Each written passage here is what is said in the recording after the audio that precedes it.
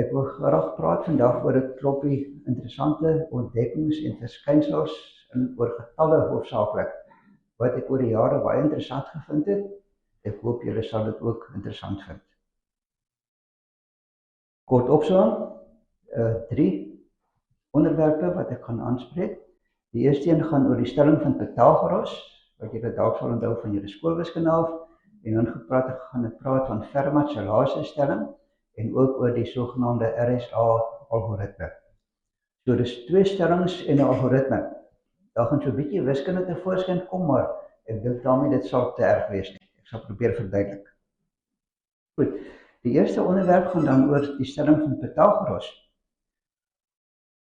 En veral oor die mense wat agter is. Die 2 dames, wie se prentjie julle daar sien, is nogal interessant. Toe die prentjie geneem is, kan julle sien, hulle staan daar met 'n toekenning wat hulle ontvang het.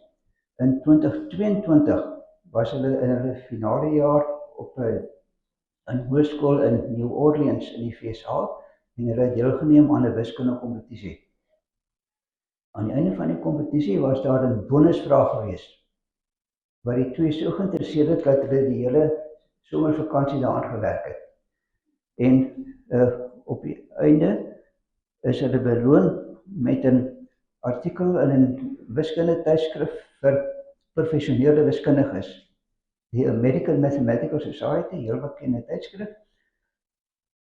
en dit is gepubliseer in September van verlede jaar. So dit is heel resente goed hierdie. Kyk net so 'n bietjie na die opskrif van die titel van hulle artikel. Dit gaan onder andere oor die Pythagorean theorem, dit is Pythagoras se stelling, en dan ook die ander woord wat ons moet nou kyk is bewyse. So hulle het nuwe bewyse gevind van Pythagoras se stelling. Nou, kom ons kyk gou eers weer om julle geheue te verfris. Wat is Pythagoras se stelling? Nou, as mens hom lees soos hy daar staan, is dit nogal 'n mondvol. Ek praat daar van the square on the hypotenuse en the right triangle en al sulke hoë goeters. So mens moet nogal mooi lees om daardie ding reg te verstaan. Maar as jy na 'n prentjie kyk, dan word alles onmiddellik duidelik. Op die prentjie is daar 'n driehoek. Een hoek van die driehoek is 90 grade. So dit is nou die right triangle waarvan hy praat. En as die lengtes van die sye A, B en C is, dan sê Pythagoras se stelling dat A² plus B² is C². So dit is dalk iets wat julle nog van julle skoolwiskunde onthou. A² plus B² is C², wat dit ook al mag beteken. Goed. Nou, wat beteken Pythagoras eintlik? Pythagoras is 'n persoon. Hy was 'n Griek, antieke Griek wat geleef het so 500 jaar voor Christus. Hy was nie eintlik 'n wiskundige nie. Hy was 'n bekende filosoof in daardie tyd. Hy het 'n skool vir filosofie bedryf, en onder andere word vermoed dat hy in daardie skool het hy die studente geleer van Pythagoras se stelling. Dit is eintlik maar waar die naam vandaan kom, hoe dit met Pythagoras geassosieer word, want lank voor dit was Pythagoras se stelling al eintlik bekend geweest. So hy het dit nie uitgedink nie, hy het dit ook nie eens bewys nie. In kleitablette uit die Babiloniese tydperk, 1800 jaar voor Christus, so dis nog omtrent 1000 jaar voor Pythagoras, word daar al verwysings gekry na hierdie stelling van Pythagoras. Daar word ook vermoed dat die stelling bekend was aan die Egiptenare, toe hulle die piramides gebou het. Nou, onthou nou, A² is B² is C², so 'n voorbeeld daarvan is 'n 3 en 'n 4 en 'n 5. 3² is 3 maal 3, dis 9, 4² is 4 maal 4 is 16, 9 plus 16 is 25, en dit is nou weer gelyk aan 5². So, hierdie 3 getalle pas mooi in op so 'n reghoekige driehoek. Nou, die Egiptenare het dit op hierdie manier gebruik, soos jy gesien, hulle daar 'n driehoek uitgelê op die sand, en in die driehoek het hulle, dis 'n driehoek van toue, het hulle knope gemaak op gelyke afstande. En die knope is, julle sien, die een kant is 3, die ander kant is 4, en die ander kant is 5. So daaronder waar die uitjie daar op sy hurke sit, daar moet nou 'n hoek van 90 grade wees. Volgens Pythagoras se stelling. En dit word vermoed dat hulle onder andere hierdie metode gebruik het om hulle piramides mooi reguit en reghoekig te bou. Nou, wat van 'n bewys van Pythagoras se stelling? In die wiskunde moet mens altyd iets bewys as jy dit vermoed. Hoekom kan mens nie byvoorbeeld sommer sê a plus b is gelyk aan c nie? Hoekom moet dit nou jy wees a kwadraat plus b kwadraat? Nou hier is so 'n vinnige bewys. As ons mooi na die prentjie kyk, daar in die middel is 'n rooi driehoek. Een hoek is 90 grade en sy se lengte is a, b en c. Nou a kwadraat is a maal a. Dit beteken die oppervlakte van 'n vierkant met sy lengte a. So as jy daar op daardie linkerkant se sy 'n vierkant konstrueer, dan kry jy oppervlakte van a kwadraat. Net so in die onderkant die groen ene, sy oppervlakte is b kwadraat en die bloue daarbo sy oppervlakte is c kwadraat. So Pythagoras se stelling sê vir ons moet bewys dat die oppervlaktes gelyk is. Die geel oppervlakte plus die groen oppervlakte is gelyk aan die blou oppervlakte. Hier is een manier om dit so vinnig te doen. Hier is nou nog twee vierkante. As jy nou mooi kyk hoe die driehoek en die reghoeke daar aangepas is, dan sal jy sien albei hierdie onderkantste vierkante, so sy lengtes is a plus b.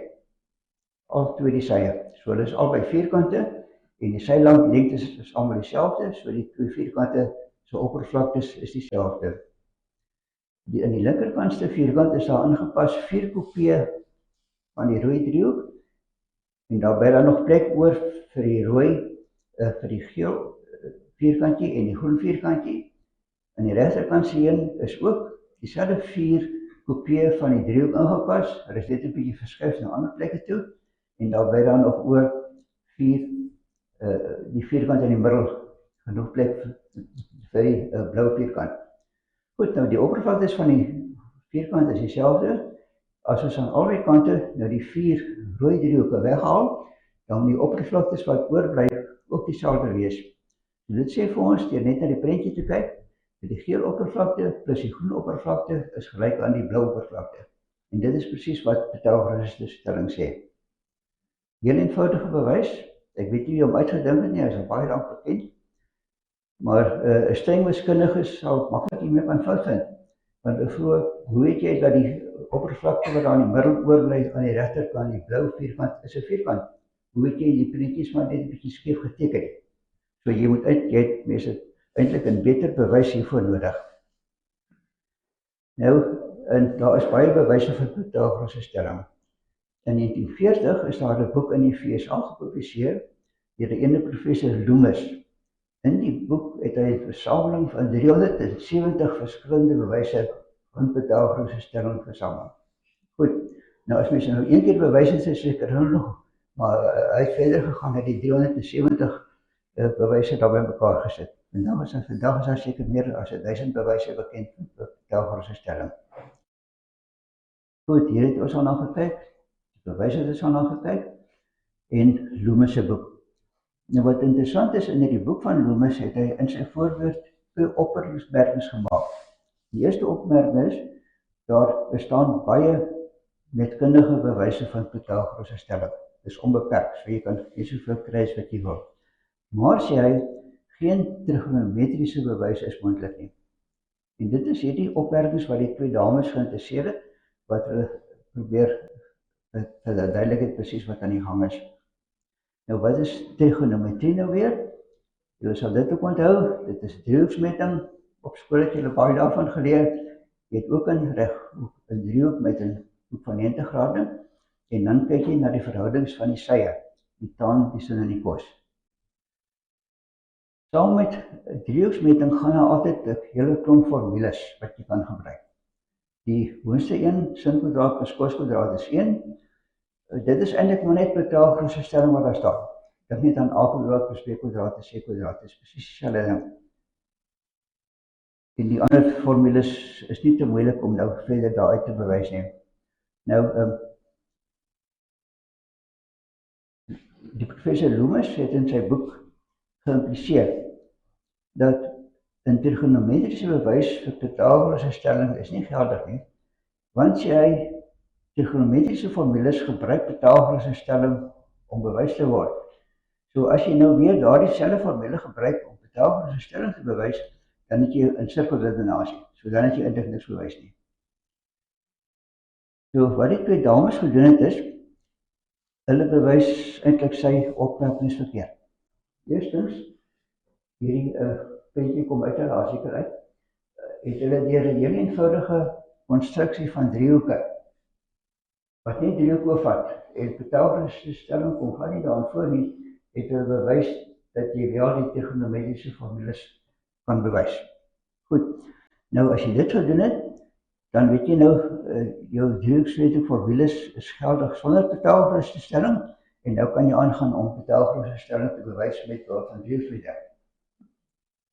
Die titel was gewees 5 Proofs, daar is hulle proef nommer 4, dus julle sien nou, hulle gebruik daar die driehoeksmeting in, daar kom 'n sin van 'n hoekie op hele paar plekke voor, en op die einde nasie staan, ja, onderaan, dit beteken dat A kwadraat plus B kwadraat is C kwadraat. So, wat hulle gedoen het is, hulle het net met behulp van trigonometrie, het hulle Pythagoras se stelling bewys. Dis wat die professor Loomis gesê het nie moontlik is nie. En dit is wat nou ook gelei het tot 'n artikel, 'n publikasie in die wiskundige tydskrif. Aan die einde van die artikel vertel hulle soms 'n bietjie hoe dit gekom het dat hulle nou hierdie probleem aangepak het. Dit was die bonusvraag in 'n wiskundekompetisie en daar was 'n $500 prys op die vraag gewees, so hulle het hulle nogal goed gemotiveer om hulle self besig te hou in die vakansietyd. Hulle het ook 'n bietjie hulp van 'n onderwyser gekry en van die redakteurs van die tydskrif, maar op die ou end het hulle dit reggekry om hierdie publikasie vir professionele wiskundiges onder hulle artikel publiseer. En dis nogal 'n prestasie vir twee skoolkinders. Die twee juffrouens is op die oomblik so ver kon agterkom, hulle studeer albei verder aan die universiteit, maar albei in een of ander rigting van 'n geneeswese. Hulle het nie verder probeer bekwam in die wiskunde self nie. Goed, die volgende ding waar ek wil oor praat, is die stelling van Fermat. En die persone wat daarby te sprake kom, is eerstens Pierre de Fermat, die ou naam wat die stelling genoem is, en dan ook 'n ou met die naam van Andrew Wiles. Jy kan sien die Andrew Wiles is 'n akademikus, as jy kyk na die toestaan in sy boekrak het sy lesse daar. Nou, wat is Fermat se laaste stelling? Die Fermat was nie 'n professionele wiskundige nie, hy is opgelei in die regte, in prokureur en uitgewerk by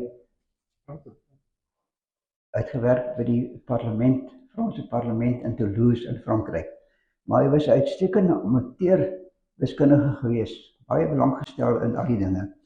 Hy is bekend vir 'n hele paar dinge in die wiskunde.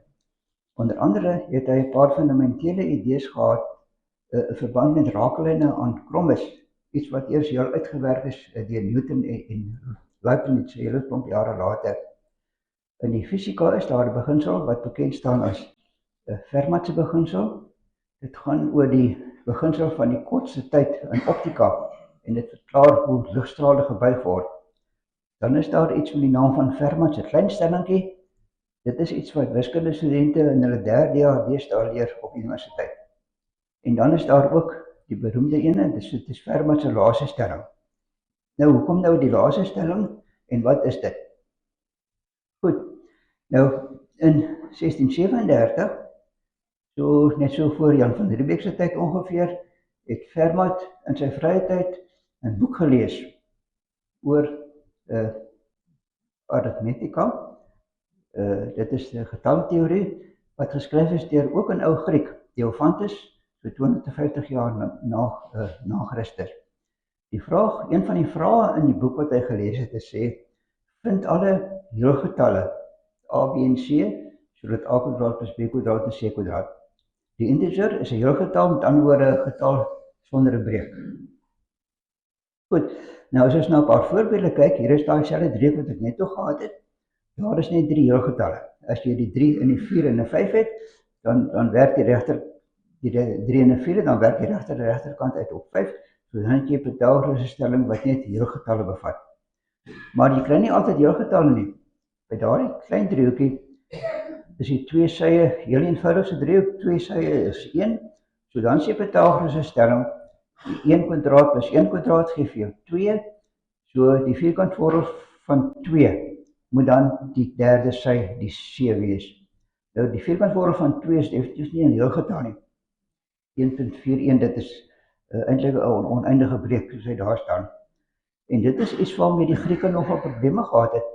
Die Grieke was baie goed met meetkunde en hulle kon ook met getalle en breuke werk, maar hierdie getalle, soos hierdie irrasionale getalle soos wortel 2, het vir hulle groot moeilikheid gegee. So dit het eintlik geweet om die saak te hanteer nie.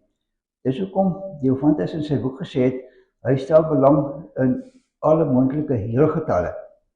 Goed, nou hier is weer 2 voorbeelde, die 3 en die 4 en die 5. Daar is nog ene, 'n 5 en 'n 12 en 'n 13. 5 x 5 is 25, 12 x 12 is 144. Die 2 saam gee vir jou 169 en dit is nou weer 13 in die kwadraat. Goed. Nou Fermat het gesê teen Fermat se tyd was dit al 'n opgeloste probleem gewees om alle moontlike heelgetalle te kry. Hy gaan toe 'n stap verder. Hy sê dis nou alles goed en wel van die kwadrate, maar wat nou van die derde magte en die vierde magte? A tot die derde mag, dis mos nou A maal A, en B tot die derde mag is C tot die derde mag, en net so vir die vierde magte, en enige mag, 5de magte, 7de magte, 20ste magte, hy het belang gestel daarin, om te vra of daar heelgetal oplossings is vir hierdie vergelykings. Nou dit is bloot 'n wiskundige kuriositeit wat ek amper sê, daar is eintlik geen praktiese toepassings hier waarvan ek weet nie. Fermat was nou 'n tipiese wiskundige, hy het maar net gegaan agter 'n probleem aan om dit te probeer oplos. Nou kom ons probeer 'n paar heelgetalle in hierdie ander vergelykings. Die 3, 4 en die 5, die werk mooi as jy kwadrate het, maar as jy derde magte het en jy sit 'n 3 en 'n 4 in, dan moet die regterkant die C tot die derde mag kom dan uit op 4.498 en so aan. Dis definitief nie 'n breek nie. So daai ene werk nie vir heelgetalle nie. Net so die vierde magte ook. As jy hulle probeer insit, dan sien jy die regterkant die C moet uitkom op 4.28 wat ook definitief nie 'n heelgetal is nie. So die vermoede was wat Fermat gehad het, is dat daar geen heelgetalle bestaan wat hierdie vergelykings bevredig nie. So die situasie was, niemand, nie Fermat nog enige van sy tydgenote, kon heelgetalle kry wat daardie vergelykings bevredig nie. Nou, Fermat was besig om daardie boek te lees van Diofantus. Terwyl hy nou gelees het oor die heelgetalle, het hy sommer in die kantlyn van die boek 'n opmerking gemaak. Het hy geskryf, hy sien dit is nie moontlik om enige heelgetalle te kry vir die derde magte, die vierde magte en enige ander mag nie.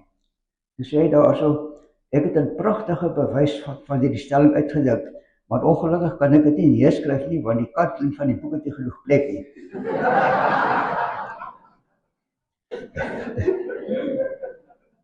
Nou, dit is wat nou bekend gestaan het as Fermat se laaste stelling.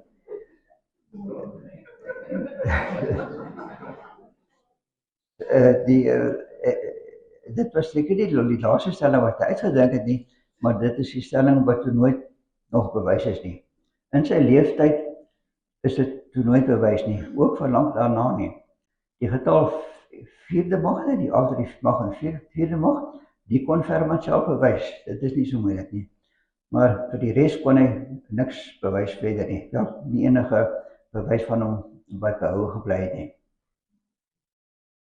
Deur die jare het daar baie ander wiskundiges probeer om die probleem op te los. En daar is 'n soort van ad hoc bewyse gevind vir die derde magte, die vyfde magte en die sewende magte, maar nie veel meer nie. En dit is nou al 200 jaar na Fermat. In 1954 het 'n paar mense 'n rekenaar gebruik om te kyk of hulle kan onthou maak met die stelling. Nou hulle het gekom tot by 2500 ongeveer. Nou dit was 'n bietjie killery, want mens kan nie eintlik 'n wiskundige stelling bewys met behulp van berekeninge nie. Jy moet die bewys kan neerskryf. Die rekenaar wat daar te sprake is, dis so in die vroeg 1950s, een van die eerste rekenaars wat ontwikkel is. Dis een van daai groot goed wat die hele kamer vol gestaan het. Nou, hoe het die verdere verloop toegegaan van die bewys van Fermat se laaste stelling? Daar staan die stelling weer, daar is geen heelgetalle wat daardie vergelyking bevredig nie. Eers in 1984 het daar 'n soort van 'n deurbraak gekom. Die Gerhard Frey is 'n Duitse wiskundige en twee Franse, die Serre en Rivet, het daardie tyd iets in kontak gesien van Fermat se stelling met heeltemal ander afdelings van die wiskunde, naamlik elliptiese krommes en modulêre forme. Dit is hoogs abstrakte wiskunde, eintlik op die oog af het dit niks te doen met Fermat se stelling nie. Nou, hulle het toe agtergekom, die Frey en die ander mense, het toe agtergekom, het gesê, as ons die sogenaamde Shimura-Tanyama vermoede kan bewys, dat daar 'n skakel is tussen die elliptiese krommes en modulêre forme, dan sal ons daaruit onmiddellik Fermat se stelling ook kan bewys. Nou, dit is nou weer 'n mondvol, daardie Shimura-Tanyama, dit is 'n vermoede, dit is twee Japanse wiskundiges, en hulle het in 1956 gesien, dit lyk vir hulle of daar 'n verband is tussen die twee velde in die wiskunde. Dit was die wenk wat Andrew Wiles opgevolg het, so in 1993, hoeveel jaar, 300 jaar, 350 jaar na Fermat die stelling probeer doen het Andrew Wiles toe uiteindelik bewys die stelling is waar. In sy oorspronklike bewys was daar so 'n klein foutjie gewees, maar gelukkig kon dit reggestel word, en in die volgende jaar is die finale artikel gepubliseer oor die bewys. Nou, wie is Andrew Wiles? Hy is gebore in 1953 in Cambridge, so hy is maar so ongeveer ons ouderdom van daardie geaardheid. Hy het baie belang gestel in wiskunde. Toe hy 10 jaar oud was, het hy oor Fermat se laaste stelling gelees in 'n boek in die biblioteek, en dit het hom absoluut gefassineer. Hy het toe wiskunde gaan studeer, eerstens op Oxford, en later in Cambridge, het hy sy doktorsgraad gekry, en toe is hy aangestel as professor in wiskunde by die Universiteit Princeton in die VSA.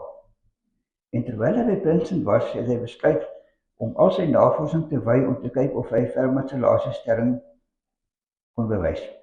Hy het vir 6 jaar lank daaraan gewerk, eintlik in die geheim. Sy kollegas het geweet hy doen nou so iets in daardie rigting, maar hulle het nooit presies geweet waar hy is nie. Dis eintlik net sy vrou wat geweet het wat hy probeer doen. So in 1994 het die deurbraak toe gekom. Ja, in 1993 was daar 'n wiskundekonferensie in Cambridge gewees, en Wiles het gesê hy wil graag 3 lesings daar gee. Dit gaan oor modulêre forme, elliptiese krommes en Galois teorie. Fermat se stelling figureer nêrens daar nie. Nou het my so aangegaan met sy lesings, die mense wat daar gesit het begryp wat hy sê. So teen die einde van die tweede lesing het die ouens wat nou 'n bietjie meer geweet het van die veld besef, dit is nou iets groots aan die kom. En toe die derde lesing aanbreek, was die saal volgepak gewees. Hy het maar so aangegaan met sy formules en al die dinge, en teen die einde van die derde lesing het hy so terloops gesê, nou het ek bewys hiermee dat die Shimura-Tanyama vermoede waar is, en daarmee het ek ook nou finaal bewys dat Fermat se laaste stelling waar is. Goed, so dit is die bewys. Na 350 jaar is die stelling nou uiteindelik bewys. Hierdie foto van Wiles is geneem aan die einde van sy lesing, net na hy die aankondiging gemaak het dat hy nou die bewys afgehandel het. Julle kan sien, hy lyk nogal ingenomen met homself elwes. Goed, en dit was nogal iets groots. Dit was 'n groot probleem in die wiskunde wat vir baie jare kom, wat nou uiteindelik opgelos was. Die bewys, die toekennings op hierdie prestasie het nie uitgebly nie, soos julle sien, daar is 'n hele lys van toekennings wat hy gekry het. Die belangrike een om na te kyk, is die derde laaste een daar aan die regterkant, die sogenaamde Abelprys, wat hy in 2016 gekry het. Albal was 'n Noorweegse wiskundige en die prys is na hom vernoem. Dit is 'n prys wat ingestel is deur die koning van Noorweë. Die prysgeld daaraan verbonde is amper $900,000. Nogal substansieel. Hierdie prys word beskou as die Nobelprys vir wiskunde. Toe Alfred Nobel sy Nobelprys ingestel het, het hy nie 'n prys vir wiskunde spesifiek gegee nie. Hy het 'n prys gegee vir fisika en vir chemie en selfs 'n vredesprys is daarmee ook, maar daar was nooit 'n prys vir wiskunde nie. So die koning van Noorweë het besluit op aandrang van 'n klomp ander mense in Noorweë om hierdie prys in te stel. So jaarliks word die Albelprys toegekend teen nogal 'n groot bedrag. Daar is 'n storieetjie wat sê Alfred Nobel wou spesifiek nie 'n prys gee vir wiskundiges nie, want hy het 'n vermoede gehad dat sy vrou 'n affaire aangehad het met 'n wiskundige daar in Swede. So hy het nie van wiskundiges gehou nie. En daar die prentjie aan die regterkant, daar staan Waals by 'n standbeeld van Fermat. Vir Fermat is so 'n bietjie die prentjie uit, hy staan nou bo op die voetstuk, maar hy is ook daar in die prentjie. Goed, nou dit was die tweede deel, dit gaan oor die laaste stelling. Lyk my ons kan nog aangaan met die laaste een nog, as nog daar 'n tyd oor. En dit gaan oor die sogenaamde RSA-algoritme. Sê weer?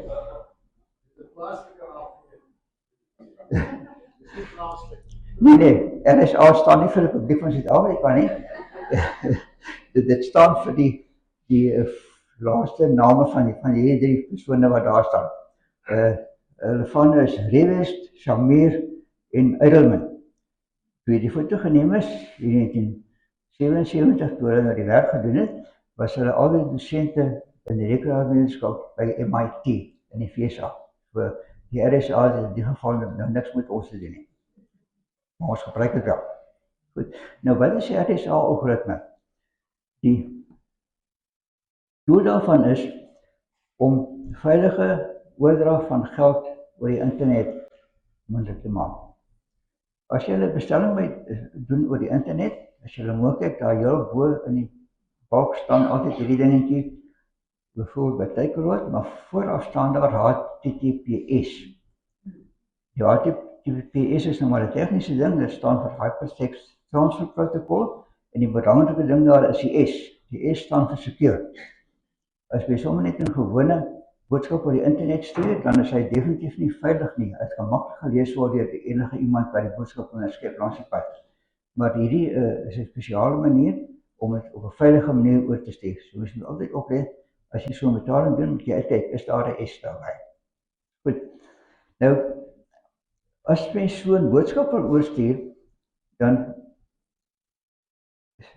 nou nie in hierdie woorde nie, maar so ongeveer in hierdie trant sal jou boodskap moet wees, plaas asseblief geld oor uit my rekening na 'n ander rekening by 'n ander bank. Nou enige iemand wat hierdie boodskap so onderskep, sal baie bly wees, want nou het hy baie inligting wat hy kan gebruik om allerlei snaakse goede te doen by daardie bankrekening. So 'n mens moet liewer nie probeer om die boodskap so oor te stuur nie, jy moet hom geheim maak. Ciphertext, dit is geheime kodes. So wat jy doen is, jy vervang die boodskap met iets anders, wat nie so maklik leesbaar is nie. In die geval is dit eintlik baie eenvoudig, as julle sien, dis maar net alle syfertjies. As julle kyk byvoorbeeld in die eerste woord please, na die 2 E's, albei van hulle stem ooreen met 'n 05. So dis ons nou duidelik, dis die 5de letter van die alfabet. En die A stem ooreen met 'n 01, dis die eerste letter van die alfabet. So om so iets te ontsyfer is ook glad nie moeilik nie. Maar dis ten minste daarom 'n bietjie verskil. Nou, daar's verskeie maniere om hierdie soort van verskeidings te doen. Hier is die eenvoudigste substitusie. Jy vervang net eenvoudig elke letter in jou boodskap met 'n syfer. En dan stuur jy die klomp syfers oor. Maar dit is baie eenvoudige manier om dit te ontsyfer ook. Die volgende stap sou wees om jou syfers 'n bietjie deurmekaar te skommel, dat jy nie sommer net direkte substitusies het nie. Byvoorbeeld nou gaan jou E oor na 'n 20 en die A sal oorgaan na 13, wat nou nie so maklik is om te ontsyfer nie. Maar nogtans, dit kan nog steeds ontsyfer word. In die taal is dit bekend dat in enige redelike lang stuk teks kom die letters altyd voor met 'n sekere frekwensie. In Engels kom die E die meeste voor, 12% van alle letters, dan 'n T en dan 'n A. En as mens nou so 'n boodskap kry wat net 'n syfers verstaan, dan sal die man wat probeer om dit te ontsyfer, sal eers 'n frekwensieanalise doen. Om te kyk hoeveel van elke letterkombinasie kom voor, en dan kan jy maklik die gevolgtrekking maak, die een wat die meeste voorkom is 'n E en so aan. So dan het jy al 'n goeie beginpunt om die boodskap te ontsyfer. Om dit nog moeiliker te maak, kan jy 'n hele klomp van hierdie goed gebruik. Nie net een nie, 'n hele klomp en almal teen mekaar geskoppel. So nou kan mens van bo af afgaan en goed al op die beurs gebruik, of jy kan 'n kodewoord uitdink. So die kodewoord beteken, vir my eerste letter gebruik ek die D-alfabet, vir die tweede letter gebruik ek die E-alfabet, die derde letter die C-alfabet en so gaan jy aan. So nou maak dit nog heel wat moeiliker om jouself te ontsyfer. In die Tweede Wêreldoorlog is in die Duitse leer hierdie masjien gebruik om hulle boodskappe geheim te hou.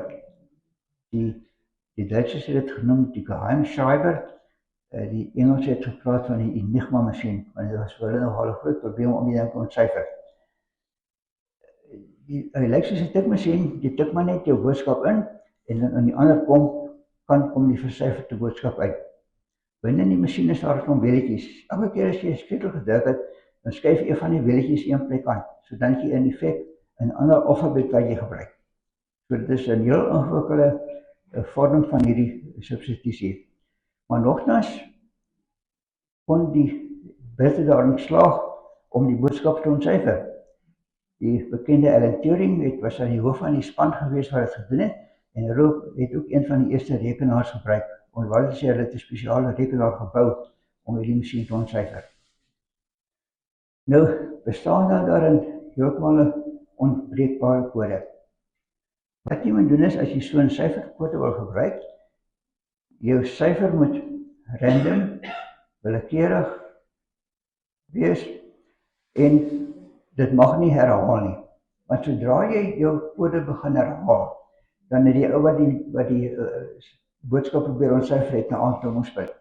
En so kan jy net twee plekke in die boodskap wat dieselfde lyk, en dan weet hy daar kom nou van dieselfde woord af. En dit is dadelik 'n beginpunt om die boodskap te ontsyfer.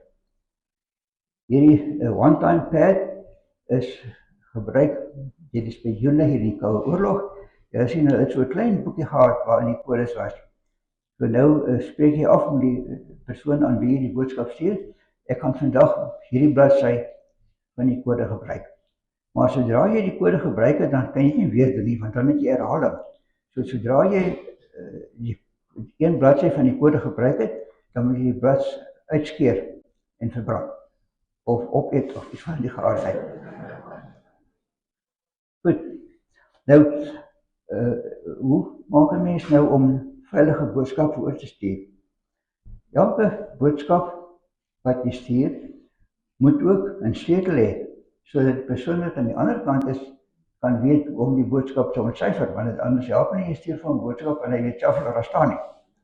Nou oor die internet word daar elke dag miljoene sulke boodskappe heen en weer gestuur. So dis 'n groot probleem om hierdie sleutels ook saam met die boodskap oor te stuur. Dit is wat die RSA-algoritme onder andere doen. Die RSA-algoritme werk met twee sleutels. Hy gebruik 'n openbare sleutel, public key, en 'n private sleutel, private key. Die een gebruik jy om die boodskap te versyfer, en die ander een gebruik die ontvanger aan die ander kant om die boodskap weer te ontsyfer. Goed. Nou voor ek verduidelik hoe die algoritme werk, wil ek net so 'n bietjie terug gaan na die wiskunde toe, naamlik wat is priemgetalle? Onthou julle nog dit van julle skool daar af, priemgetalle? Daar bo aan is twee rytjies getalle. Een van hulle is net priemgetalle en die ander is nie priemgetalle. Julle 'n bietjie kyk daarso, wat is die verskil tussen die boonste syfers en die onderste syfers? Die onderste ry is priemgetalle. Jy kan hulle nie faktoriseer nie. Die boonste kom, byvoorbeeld 21 is 3 maal 7 en 39 is 3 maal 13. So hulle kan jy albei op die eenvoudige manier skryf deur hulle faktoriseer. Maar die onderste klomp nie. 13 is maar net 1 maal 13. Hy het nie ander faktore nie. Net so byvoorbeeld 37, daar is geen ander getalle wat presies in hom indeel nie, so jy kan hom nie verder faktoriseer nie. So 'n priemgetal is 'n getal wat net deelbaar is deur 1 en deur homself. Dan net 'n paar feite oor priemgetalle wat jy moet dag te hou. Elke deelgetal kan gefaktoriseer word in priemgetalle. Byvoorbeeld 15 is 3 maal 5, dan kan jy nie verder gaan nie, want 3 en 5 is nou albei priemgetalle. 1001 is 7 maal 11 maal 13, en jy kan ook nie verder gaan nie. Dan is daar lekker langer daaronder. Ek het nie gecheck of dit reg is nie, maar ek neem aan dit is reg, daar is nog 'n groot faktorisering daar, en die 2 aan die regterkant is albei priemgetalle. So om dit reg te kry, is nogal 'n tamelike fris rekenaar nodig om te weet wat aan die gang is. So die punt wat ek hier wil maak is dat faktorisering van getalle is moeilik. As jy groot getalle het, is dit 'n moeilike probleem om hulle faktore te kry. Nog iets oor priemgetalle, daar bestaan vreeslike groot priemgetalle. Mense nou deel as jy nou aangaan met die getalle, dan word die getal ook groter. So die moontlikheid om faktore te kry wat in hulle indeel raak om kleiner. Maar dit is nie so nie, daar bestaan arbitrair groot priemgetalle. Byvoorbeeld daai een daaronder, 227, en dan trek jy enetjie af. Dit is 'n getal wat by die 40 syfer is. Nou dit is 'n priemgetal. Jy sal dit nie weet as jy net so na hom kyk nie, maar jy kan hom nie verder faktoriseer nie. Die grootste priemgetal wat bekend is op die oomblik, hy is so laas jaar September maand het hom uitgevind, hy is 2 tot die mag 136 miljoen. En op die einde trek jy nog enetjie af. Nou as jy hom so probeer uitskryf, dan sal jy sien hy bevat ongeveer 41 miljoen syfers. En dit is nou nie iets wat mense sommer net so sal doen nie. Maar die punt is, daar bestaan vreeslike groot priemgetalle. Nou, die RSA-algoritme, die 76 het daar die 3 jong manne dit ontwikkel. Ek gaan hom net so vinnig wys, gaan nie dit te ernstig opneem nie, ek gaan net so bolingshouer praat. So die eerste wat jy doen is, as jy 'n getal wil oor die internet stuur, dat iemand dit kan lees nie, dan herskryf jy hom as 'n getal. Soos wat ons al gesê het. Jy vervang net al jou letters deur syfertjies, laat jy op die einde 'n groot getal kry. Dan die algoritme werk so, jy kies vir jouself 2 groot priemgetalle, die P en die Q. Enige 2 groot priemgetalle wat jy kan kry, en dan vermenigvuldig jy hulle om nog 'n getal te kry, die groot N, wat dan nog 'n nog groter getal sal wees. Goed, nou as jy nou jou groot N het, dan gebruik jy dit deur 'n redelik eenvoudige formule om jou sleutels te bereken. Eerstens jou openbare sleutel E, en dan deur gebruik te maak daarvan bereken jy dan jou private sleutel D. Sal nou verduidelik hoe dit nou mekaar steek. So as jy 'n boodskap het, dis nou die boodskap M wat nou 'n getal is eintlik, dan doen jy so 'n klompie, so 'n paar sommetjies in jou rekenaar en jy kry dan 'n nuwe getal C wat jy dan oor die internet kan stuur, want niemand kan dit eintlik lees nie. Die persoon aan die ander kant wat die boodskap ontvang, gebruik dan sy privaat sleutel, dis die klein d, en in soortgelyke formule pas hy die formule toe en dan kry jy weer die boodskap M terug wat hy nou weer kan lees. Maar intussen tyd is die ding heeltemal versluier, niemand wat hom onderskep kan hom eintlik lees nie. So hoe werk dit nou weer? As persoon A vir persoon B 'n boodskap stuur, dan laat weet A vir B, ek wil vir jou 'n boodskap stuur. Stuur vir my 'n sleutel. Dan stuur B die sleutel, die publieke sleutel. Dis nou die E en die groot N wat ons al gehad het. En dit is openbaar. Jy kan dit maar met 'n e-pos oor die internet stuur. Niemand kan iets daarmee doen nie. Die een wat die boodskap wil stuur, gebruik dan daardie twee getalle, maak 'n boodskap M en bereken dan die versyferde boodskap, dis nou die C. Die boodskap is nou geheim, so nou word die boodskap C weer oor die internet gestuur met 'n e-pos of wat ook al na persoon B toe. As hy die boodskap ontvang, hy het die geheime sleutel by hom. So nou kan hy sy geheime sleutel gebruik om weer die boodskap te ontsyfer. As iemand die boodskap sou onderskep, dan kan hy eintlik niks maak nie. Wat in die openbaar is die openbare sleutel E en die boodskap. Niks anders nie. Om die boodskap weer te ontsyfer, het mens die private sleutel nodig. En dit het die onderskepper nie, so hy kan die boodskap nou nie ontsyfer nie. Nou is hierdie 'n onfeilbare metode, kan hy gebreek word deur iemand wat al die goed onderskep. Ja, die enigste manier om dit te doen is, jy weet nou wat die getal N is, daar staan heel groot getal, as jy hom kan faktoriseer in sy twee priemgetalle, dan kan jy die twee priemgetalle gebruik om die sleutels te bereken, en dan kan jy die boodskap ontsyfer. So die onderskepper is afhanklik daarvan om 'n baie groot getal te faktoriseer. Dit is baie moeilik. Byvoorbeeld, as mens die getal 247 het, dis nie sommer net om vinnig te kyk en te sê hy is 23,89 nie. Jy moet nog wat om werk doen om dit te kan doen. En daar is 'n nog groter ene, as jy daai groot getal het, om sy twee priemgetal te bereken, is ook nie so eenvoudig nie. Nou op die oomblik, soos dit op die oomblik gebruik word, bestaan daar die groot N uit omtrent 600 syfers. So die persoon wat hierdie boodskap onderskep en probeer ontsyfer, het nou die taak om 'n getal van 600 syfers te probeer faktoriseer. In beginsel is dit moontlik, as jy lekker vinnige rekenaar het, jy probeer maar net alle moontlikhede te moet uitkom. Maar in die praktyk is dit nie haalbaar nie, want dit vat eenvoudig te veel tyd, selfs in 'n baie groot moderne rekenaar, sal jy dit nie sommer kan doen nie. Goed, so hierdie RSA-metode word beskou as baie veilig om te gebruik. Daar is die 3 manne weer wat die metode uitgevind het. Hoe word hy deesdae gebruik? Hy word hoofsaaklik gebruik om hoogs vertroulike boodskappe oor die internet te stuur. Dit is toch taamlik intensiewe rekenwerk wat mense moet doen aan albei kante om die sleutels te gebruik en die boodskap te bereken en weer te ontsyfer en so aan. So hy word nie sommer vir enige boodskappe gebruik nie, net as jy regtig baie veilige boodskappe wil stuur.